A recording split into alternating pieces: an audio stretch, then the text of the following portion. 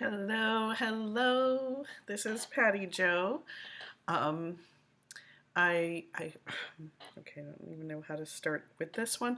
I received an email from someone who has been watching, which thank you very much to everyone. I'm glad that I'm not alone with my slightly twisted sense of humor. And I'm hoping that just by going through this that we can let this man go. We can even call him that. I don't think we can. The email, I want to read portions, but I want to get permission to do so because it does share but some information about this particular person. So I'm not going to use names or anything like that. There is a link. You will discover this on your own, who the people are and what they've chosen to share. But I do want to say that they do share that they find the videos funny and my sometimes inappropriate or my twisted sometimes sense of humor about the Smurf goblin funny, and it brought them joy and strength. And my prayers are with you, Rebecca, and your husband. So thank you. And there is a GoFundMe page to support the family who is dealing with an illness, and the illness would be cancer. So anybody who wants to do that, please do so. It is at the top of the description now. There's still a link to the WAUKESHA victims as well. But we all go through things, and anything you want to share, I really felt very touched by your email. Thank you so much. And I will try to mention it once or twice to make sure people know if they want to or can donate. If you can't, that's fine too. There's been times in my life where I've not been able to donate anything or even a small amount. $1 always helps. If you can share it, maybe some of your friends can help out somebody in need with their medical costs. So I just, like I said, I hesitate to read this quite yet, but I do hope that you will consider at least looking into and reading Miss Rebecca and Adrian's story and share. We are, I haven't even moved on. We're on day 11. Day 11. Let's check it out. We can find some day 11. Oh, another 8 hours of this. Okay. Let's bring it up. He's already got a look on his face on some of that, so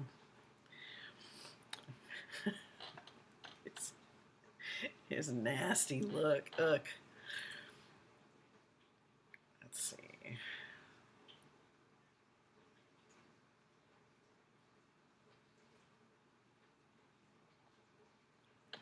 Okay, let's watch him prepare. Watch him prepare. One to each. You give one to each party. Thank you.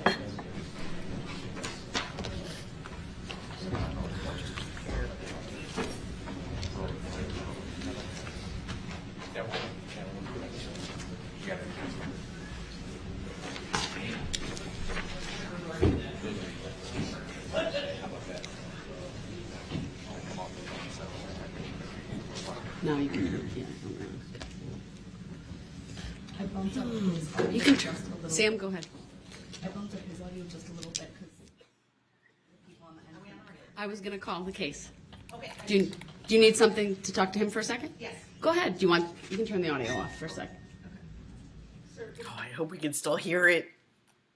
No.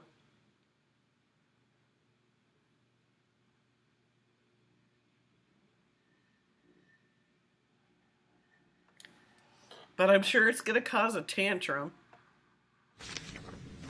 All right, good morning, everyone. The court will call State of Wisconsin versus Darrell Brooks, case number 21 CF 1848. May I have the appearances, please? Good morning, Judge. Leslie Basie and Zach Witchow appearing for the state of Wisconsin. Good morning, sir. Please state your name for the record. I don't have my script. I don't have my. Where's my script? I'm here as a third-party intervener in that matter, appearing as authorized representative for my client.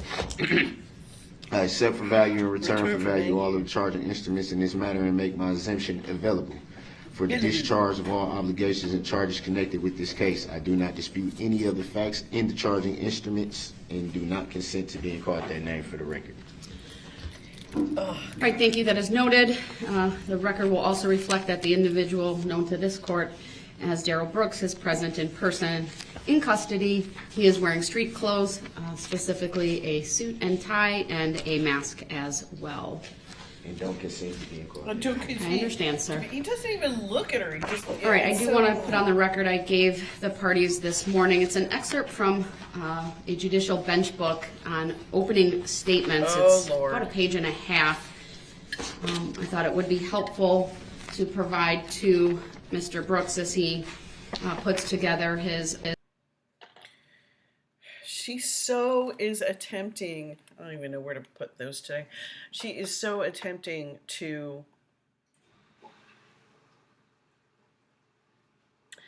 assist him in crafting whatever defense. She's not implying one. She's not doing any of that. She's offering him materials, the book with the rules that he refuses to even touch or acknowledge, return for value, whatever that means. And I just know he's going to get condescending. Opening statement. I'm not even sure I've watched this, but I just It know has it's reference terrible. to some Supreme Court rules, SCR, some case law, talks about the manner and purpose, scope, and other things. And as I indicated yesterday, sir, I like to call it the roadmap. It's referred to here as a framework so that the jury can better understand and evaluate evidence. It must also be based on the law and the evidence you believe is properly admissible. I'm going to further advise you at the time when you do make your opening statement that it not reference subject matter jurisdiction. That is, despite what I know you believe to be to the contrary, it is not a requirement to be proven in this case. It is not a factual or legal argument that is accurate, and therefore I'm prohibiting you from referencing that during either opening statements or closing arguments. With that, I believe For the there's- record, is this the which you're referring to? This The page and a half is from my judicial bench book. I thought it would be helpful to you so that you have a better awareness and understanding of the manner and purpose of an opening statement. This is what guides me as I preside over cases. okay? I accept for value and return for value these documents. I don't know why the reference to subject matter jurisdiction in the opening statement. I'm pretty aware that that wouldn't be part of an opening or closing. So How condescending can you possibly be? You bring that up at every turn, every break, when the jury's walking in, when you're having a temper tantrum, when you have nothing valid to say, you bring it up all the time. What makes anybody on earth, to the shock of nobody, if you brought that up during your opening? Now you can't. She has usurped you. And you're mad. Look, that's what it is. He's just mad. I have to get that face. Look at that ugly mug. I'm just gonna get a real close up of it. That's gonna be hard. Oh, look at that mug. Ew. statement. I don't. Okay, great. I don't get why I don't know. I don't know that's why you relevant. make the Make the record so record clear. stupid like a woman. So I appreciate you indicating to me that you're aware of that. Even though subject matter jurisdiction has not been proven on the record and should Sir, be it does addressed. not need to be proven on the record. It's established by law and by the fact that, as my written decision indicates, commenced when the criminal complaint was filed in this case. It's conferred by Constitution and by statute. And who was the complaint filed by? Because subject matter jurisdiction has yet to be I'm not going to go proven down on the this record. path today. I'm just advising you, you cannot reference that in your opening statement. That was something I already know had the common sense to know, but also subject matter jurisdiction has not been proven for the record. All right, next topic then. I believe the state has Should be filed a proven for the record motion. by the prosecution. The objection is noted. It is not legally sound. It's overruled. It's definitely legally sound. All right, Has yet to be Attorney, proven. I'm going to turn to Attorney Opper. I believe they filed a motion this morning.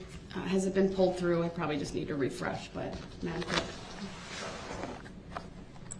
It was served on Mr. Brooks last night in the jail, Your Honor.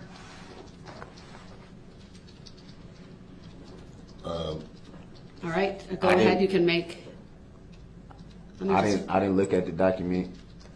I accept the accept for value, return for value the document. I didn't look at it.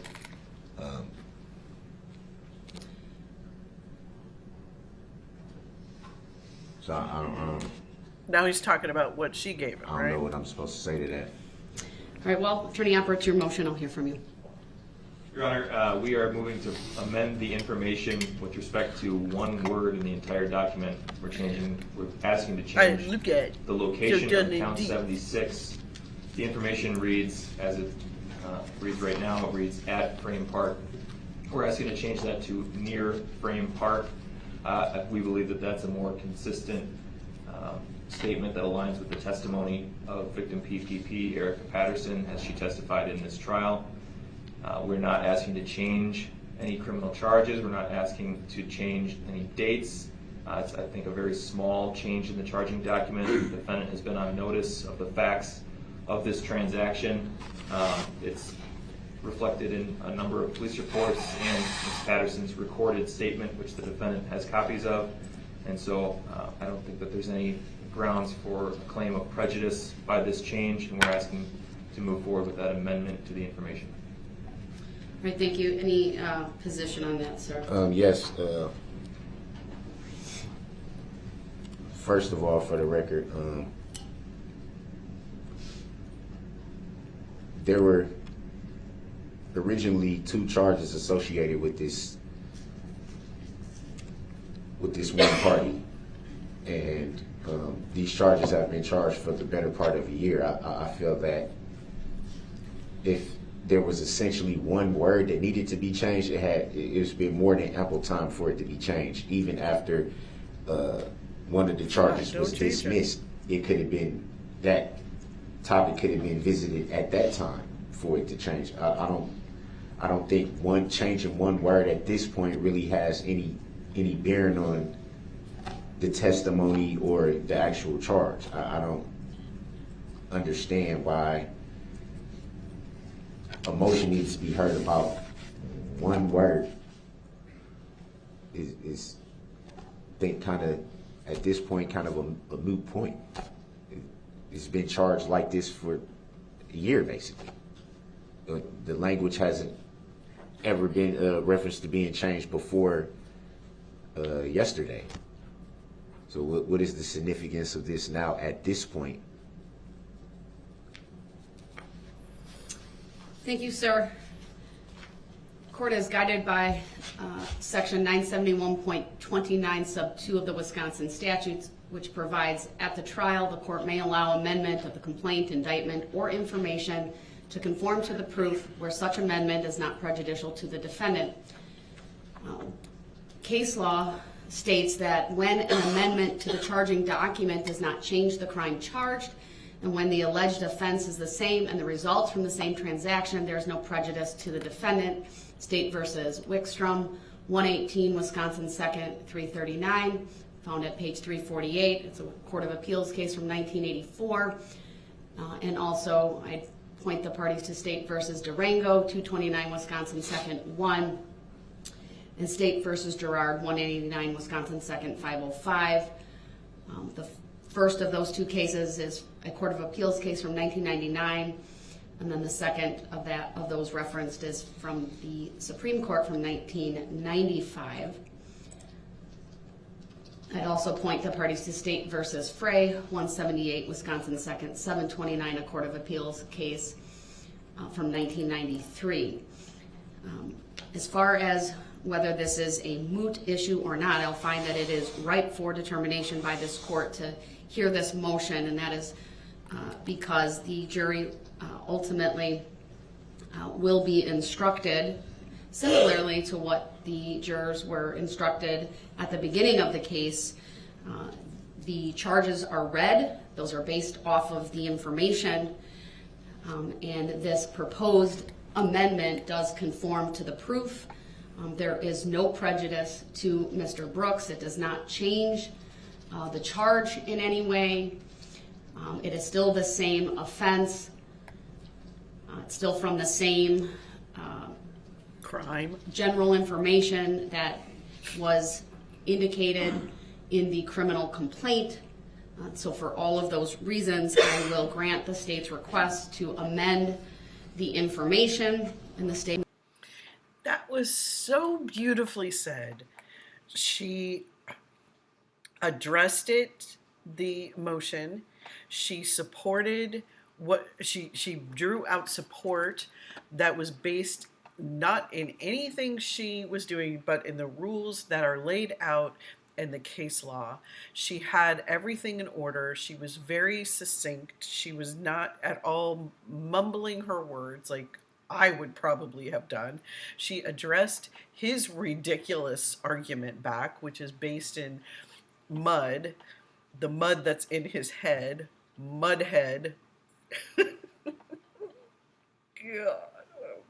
mudhead. That's the word of that's the name of the day, mudhead. And that's how. Now listen to him rebuttal. It may file that document as soon as possible. He's on for real. I have a question about that. So, this same person is scheduled to testify again. What if something changes in the testimony? Nothing. I'm not going to answer that, sir. It would require. Let me translate that. Allow me to translate. I have bullied this person out of testifying against me and reporting things against me for 16 years since she was a teenager. So I am forcing her to come back so that I can try to bully her again. If it changes, then can we motion to change any of the... That's the translation here. He really thinks he can still garner back his control of the situation. He really thinks this. This is amazing to watch. It is amazing to watch. Absolutely amazing. Me to speculate on what that situation might be and to give an advisory opinion, which I will not do. Speculate, Well, yes. what happens if that happens? Oh, she just said. I can't. You're asking me to give an advisory decision. I'm not going to do that. I'm not allowed to do that. He's asking for advice and to speculate. What if tomorrow I weighed what it said on my driver's license? Don't tell. I don't want my weight on my driver's license. If I put the real weight, I wouldn't be able to drive anymore. Okay, so we dealt with that Makes then. no sense. No, it makes no The state sense. has not rested yet. Not in your world. Will the state anticipate calling any other witnesses? Yes, Your Honor, as indicated yesterday, we do intend to recall Detective Casey to the stand. Okay, here we I'd go. like to make a record in that regard, please. Go ahead. Your Honor, Detective Casey did testify once for the state early in the presentation of the matter. His focus at that point was largely on assisting the jury in understanding the layout of the parade route, giving background and contextual information to the jury on the different parade units that were impacted, what they looked like. We showed several videos with Detective Casey just for background and context purposes. He then went on to describe his personal interaction with the SUV as it came through the intersection of White Rock and Main. And essentially, that was the bulk of his testimony during his first testimony. We're seeking to recall him now. This is not unusual. It is commonly done in cases. We never excused him from his subpoena. We never asked for him to be excused from his subpoena. We always intended to recall him. We did this so that we can efficiently present the information to the jury. The types of questions we have for him now go more to the investigation itself and his role as the lead detective in this case. There will not be duplication or repetitive questions. I'm not going back to the corner of White Rock and Maine with Detective Casey during this round of testimony. We want to ask him essentially about how some of the victims along the parade route were identified. We want to ask him about some of the topics that have been addressed throughout the course of the state's case as far as identification of the vehicle and identification of the driver. And we need to still introduce the certified bail forms from Milwaukee County for the 2 bail jumping counts. So he will be asked about that. I estimate my direct examination of Detective Casey would be about 20 minutes. So this is not going to be repetitive. It's information, again, that he has as the lead detective in the case to assist the jury in understanding some of the things on the back end that he was involved in, not his role at the parade. So we are, we have been very efficient in our presentation. I believe Your Honor would agree with that. We're not wasting time here, but we just have a few more questions to wrap this up. Again, that was so beautiful. Her level of intelligence is amazing to me. I would love to be able to put my thoughts together like that when I was an educator. I spoke at National Fire Academy. I spoke internationally about harassment of females in the fire service. I have spoken to thousands of students. I have spoken on autism, adults with autism being assessed and transported. I do have some level of expertise in many levels of transporting sick and ill patients, and I would never be able to say something so clearly. And I just admire the way she puts that together. She actually gave herself a couple of seconds to rethink whether she laid out everything she had, so she summarized and wrapped it up. Perfect. Absolutely perfect. And there's no refuting this. There's no rebutting this. They laid out their case chronologically. Okay, in education or in presentation, there's many ways to do that. I've touched on it before. You can do it. They could have done it in groups, like the victims, the crimes, the background, the whatever, the evidence. They decided to do it chronologically because it made the most sense to just follow through where he stomped all the way through as the giant troll smurf that he was. And now they've got the experts that need to be tied up, the any kind of administrative piece of the puzzle, which he is going to bring into it. Very easy, very logical. Now let's see what somebody with a head full of mud is going to answer. Going to mow my lawn. All right, any position from you, sir? Oh my Yes, God. I do. And Yes, I do. I'm gonna start with what was just said. The prosecution feels that they've been efficient in their presentation. So it seems like to me an attempt to get more questions in that could have been asked in the first place. Asked in the first place. If Your Honor recalls, Detective Casey was testifying for quite some time, to the point that we actually had to have a break.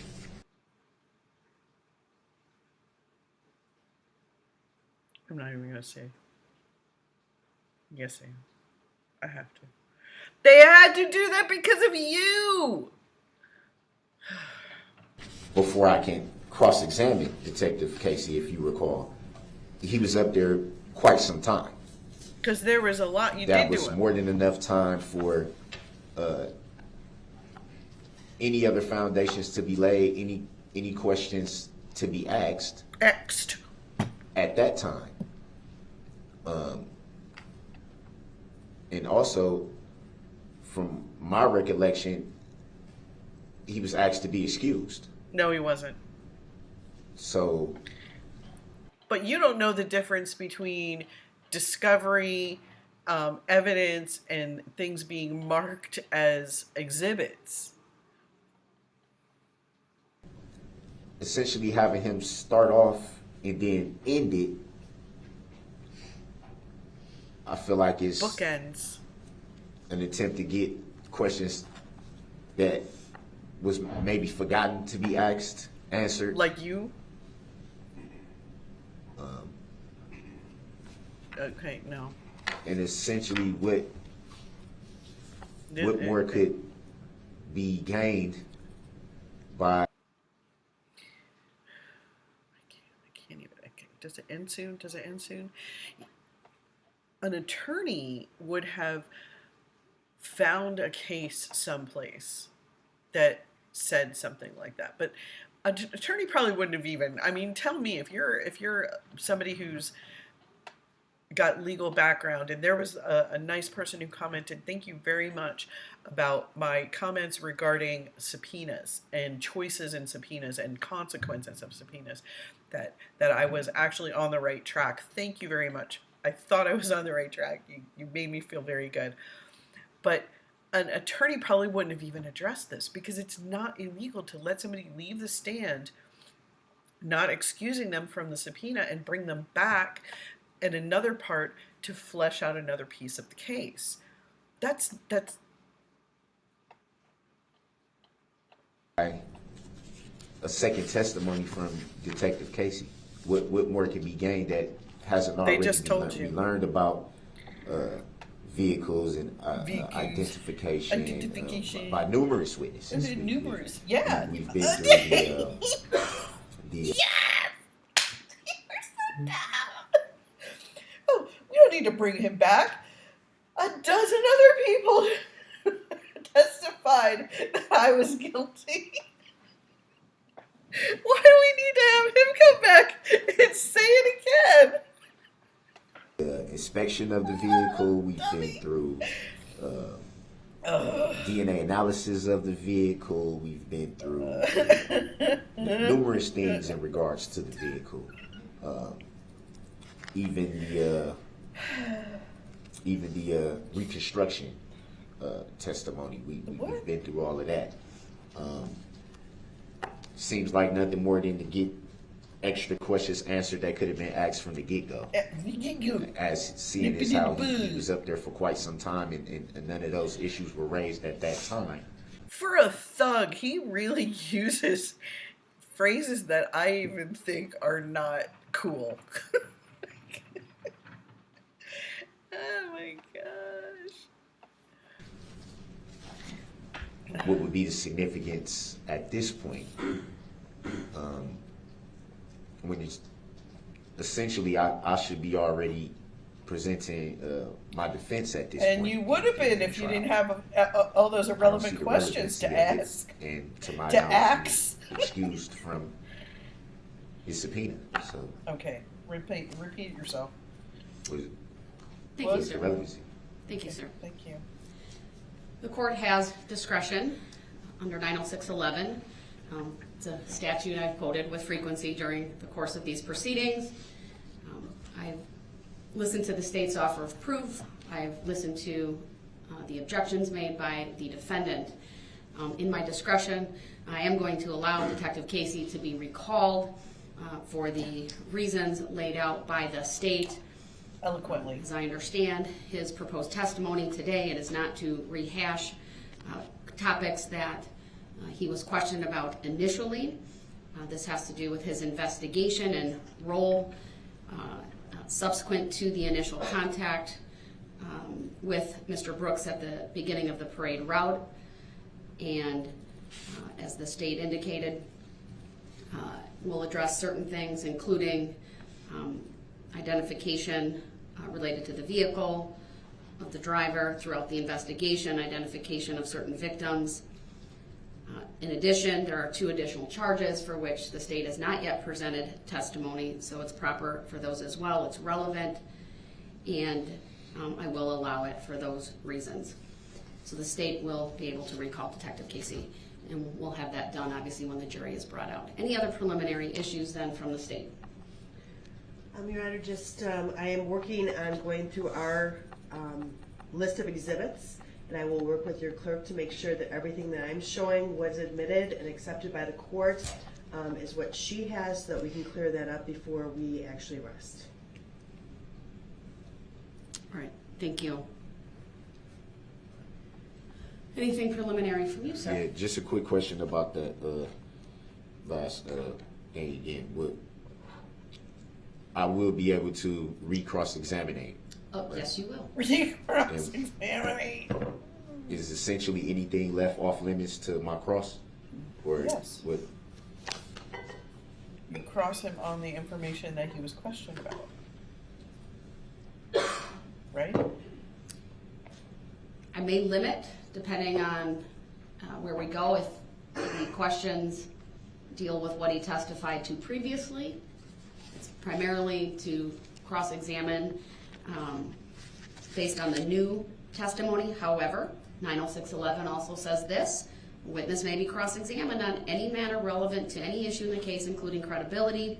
It does say in the interest of justice, the judge may limit cross-examination with respect to matters not testified to on direct. So I'll give you some leeway, and I'll trust the state will Thanks make for the appropriate warning. objections, and I'll rule on them if and when they're made. Because I'm not intending to go too much back into the previous testimony, but I think a few points from the earlier testimony I may think that's come into fair. play, and I just wanted to make sure I think that's fair. that wouldn't be a problem. I think that's fair, sir. Also, really quick, I did look over some information provided by the prosecution as far as the pretrial offer that I did not have knowledge of until, I don't know if that was today, Thursday. I don't know if that was Monday or Friday or Monday, one of those days. I've put together, started to, I won't say it's completed, that wouldn't be fair to say. I've put together, or started to put together a counter offer, so I just wanted to advise the court that I was putting that together. All right, thank you, sir. If and when you do provide that to the state, please let me know so we can make a record of that. All right, anything else? If not, then we'll have the jury brought out. We do have one last large map here, Your Honor, I'm going to ask to put up and face backwards like we did the other day. All right, go ahead since the jury's not here.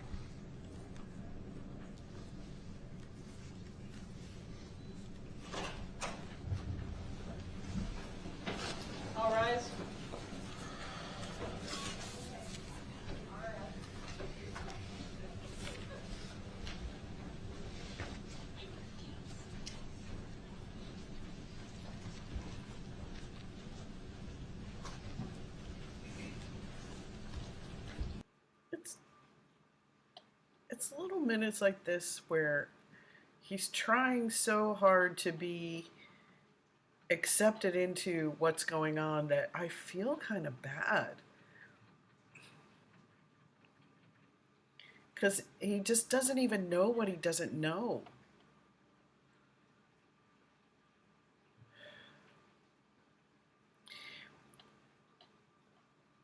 Some people have questioned, why did Judge Darrell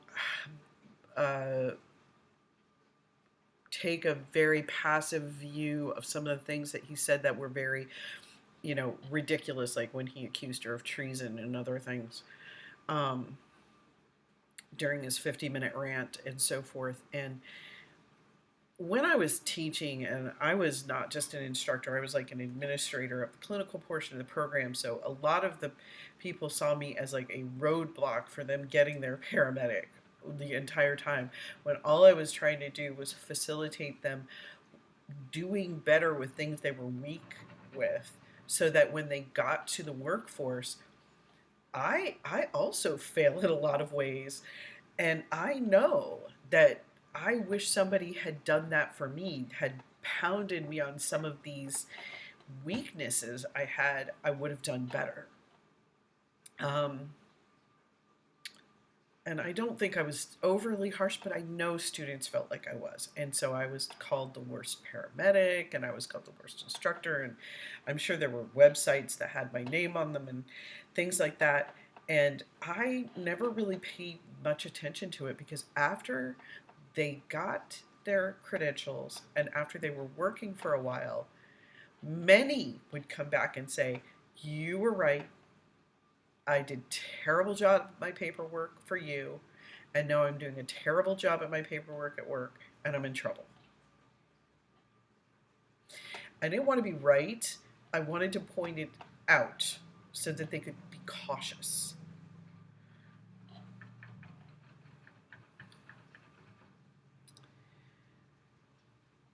And it was because they didn't know what they didn't know.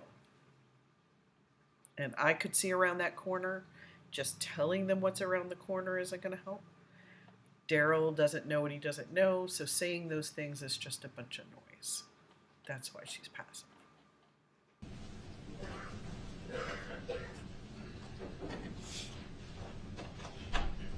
He knows right now he's going to prison for the rest of his life.